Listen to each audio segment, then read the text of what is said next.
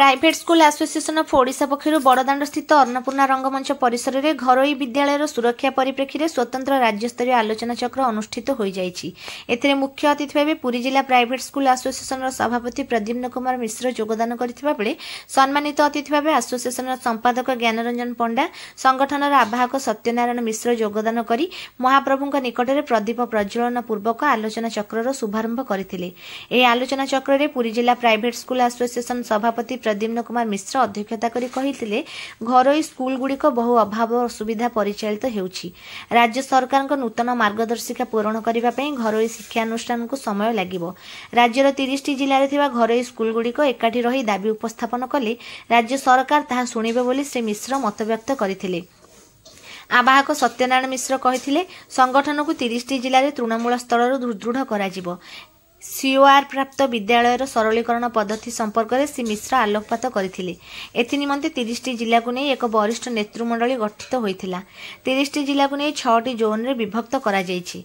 प्रत्येक जोन दायित्व रे जणे उपसभापति, जणे युग्म संपादक, जणे सह संपादक और सेही जिलार जणे जिला आवाहक दायित्व रे रहिबा पई स्थिर करा जायथिला। जोन कमिटी जिला कमिटी मानक सहयोग रे कार्यक्रम को आगे नेबे। प्रति ब्लॉक रो ब्लॉक संयोजक चयन करा जिवो। प्रद्युम्न कुमार मिश्र को राज्य मुख्य उपदेष्टा भाव चयन करा जायछि।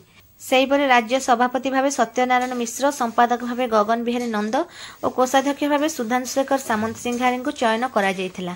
नूतन कर्मकर्ता को सभ्य सभ्य माने स्वागत करथिले। एही परिप्रेक्षी में एसोसिएशन नूतन लोगो उन्मोचित होइथिला।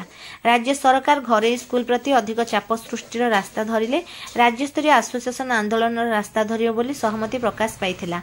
एही एसोसिएशन को आगामी दिन में अधिक सुदृढ़ और शक्तिशाली करा जिवो बोली सम्मेलन में मत प्रकाश पाइथिला। प्रद्युम्न मिश्र सभापति पुरी जिला प्राइवेट स्कूल एसोसिएशन आज आमर एटी राज्य स्तर गोटे आलोचना चक्र आरंभ होइछि जे आमर प्राइवेट स्कूल समस्त दाबी सीओआर एवं मुख्य रहुछि फायर सेफ्टी से बाबद में केमी सरकार आमको सहयोग करेंगे से संपर्क में आमर आज आलोचना चक्र प्राय 22टी जिलार प्रतिनिधि मैंने जोग देइचंती। निश्चित भाव में आम सरकार आम कथा निश्चित भाव रखे बोली आमर आशा और विश्वास।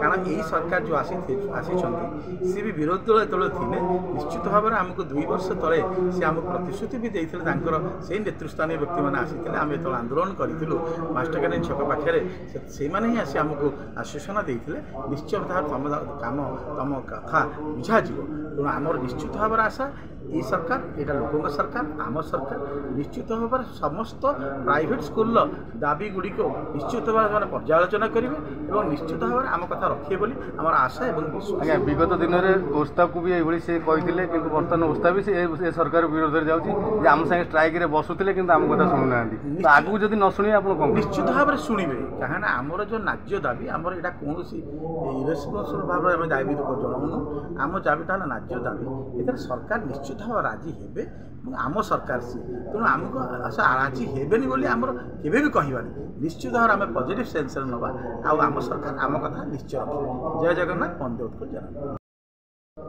आमर आह्वान घरोई विद्यालय 30टा जिलार घरोई विद्यालय प्राय 25टा जिलार कर्मकर्ता जोग देइछन्ति।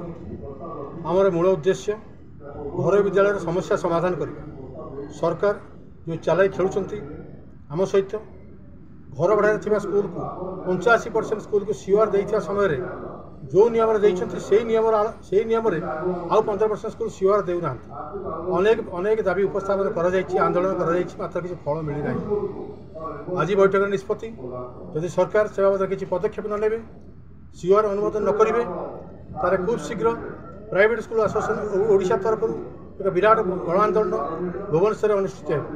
अतीत यही कार्यक्रम नहीं 2 थर 3 थर सरकार को घेरी यही एसोसिएशन किंतु आज गोटे नुआ रूप नुआ रंग नुआ आदर्श नहीं आज संकल्पबद्ध होती समस्ते एक हेबे एवं घरोई विद्यालय सुरक्षा जो सीओआर जो फायर सेफ्टी इत्यादि इत्यादि इत्यादि अनेक असुविधा सरकार सृष्टि कर विरुद्ध में निश्चित स्वर उत्तोलन करेंगे एवं समाधान बाट उन्मुक्त समाधान न होगा पर्यंत ये आंदोलन जारी रही। आज ये बैठक में मोर घोषणा।